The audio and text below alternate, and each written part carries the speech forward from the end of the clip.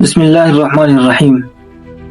آج کے اس ویڈیو میں ہم بات کریں گے کہ اوٹومن امپائر کی طاقت صرف فوجی نہیں تھی بلکہ اس کی ایک بڑی وجہ اس کے تجارتی راستے بھی تھے۔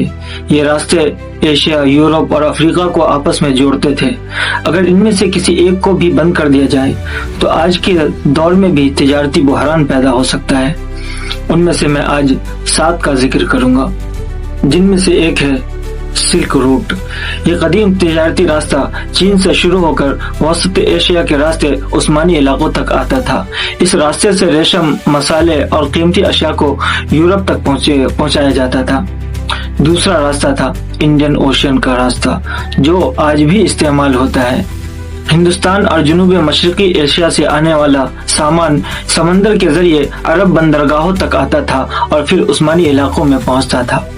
تیسرا راستہ تھا بحیرہ روم کا تجارتی راستہ۔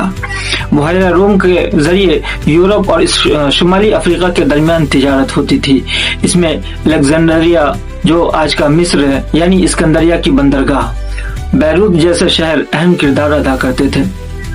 چوتھا راستہ تھا باسفورس اور بحیرہ اسود کا راستہ، جو استنبول سے ہو کر گزرتا تھا۔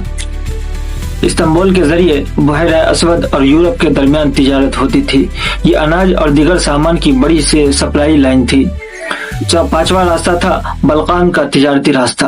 یہ راستہ عثمانی علاقوں کو یورپ کے اندرونی حصوں سے جوڑتا تھا۔ یہاں سے کپڑا، دھاتیں اور دیگر اشیاء کی تجارت ہوتی تھی۔ چھٹا راستہ تھا شام اور عرب کا زمینی راستہ۔